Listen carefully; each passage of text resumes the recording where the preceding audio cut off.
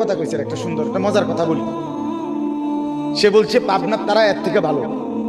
না না না, এই কথাটা সুন্দর, কথাটার যুক্তি শুনেন। আমি গত মাসে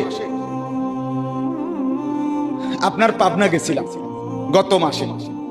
তো এই পাবনা মেন্টাল হসপিটাল দেখার জন্য তো পুলিশ থেকে বলে আমার জন্য অনুমতি নিছে। এটা এমনি সবাই ঢুকতে দেয় না, ভিতরে যাইতে দেয় না, বাকি বিশেষ অনুমতি নিলে দেয়।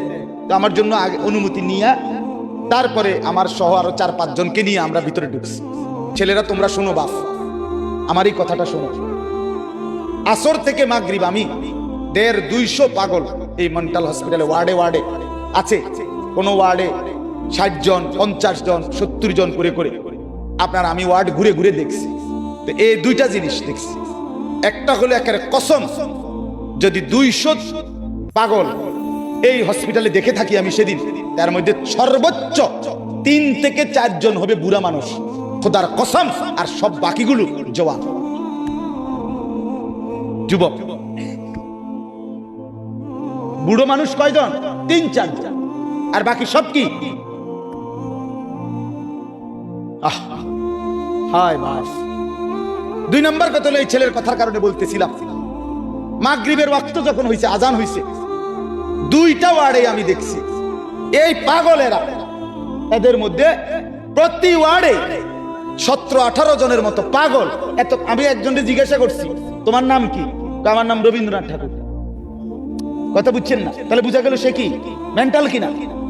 কিন্তু আজান হওয়ার সাথে সাথে একটা ছেলেরে দেখলাম এই পাগল এটার ভিতরে, ওয়ার্ডে তো ঢুকতে দেয় না, গ্রিল দিয়া দেখছি।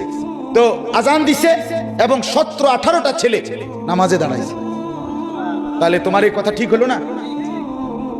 পাগলও তো আল্লাহকে সেজদা করে। আরে তুই কি মাতাল? তোর মার ঘরে জন্ম নিয়া, বাপের ঘরে ঘুমাইয়া, 3 বেলা ভাত খাইয়া তুই জানোয়ার সেজদা করস না, একটা ওয়াক্ত নামাজ পড়স না, তুই মানুষের বাচ্চা হইলি কেমনে বেটা? এই বেহায়া বেনামাজি, আজকের সারাদিনে যারা 1 ওয়াক্ত নামাজ পড়ো নাই, বের হবে এটা তুই বেটা। বেশরম, বেহায়া। তোর মালিক তোকে জন্ম দেয়, সৃষ্টি করে না? তোর আল্লাহর দেওয়া আসমান তুই ভোগ করো না? কার জমিনে তুই চলো বেটা? কার রোদ, কার বৃষ্টি, কার আলো, কার বাতাস? ঘটনা কি?